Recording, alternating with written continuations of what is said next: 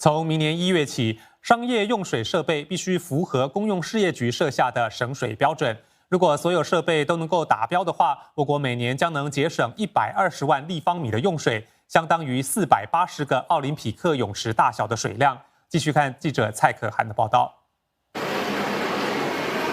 本地自助洗衣店每年所耗费的水量高达上百万公升，这家业者就选择使用更省水的洗衣机，1年下来可省下超过20万公升的用水量。这个机器已经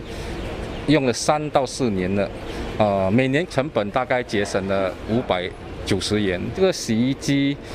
虽然是省水，但是跟这个普通的洗衣机是没有差别，它配合到特制的洗衣液，洗出来效果是特别的好。目前全岛200多个地点，包括酒店、客工和学生宿舍等，已安装了超过1200台省水洗衣机。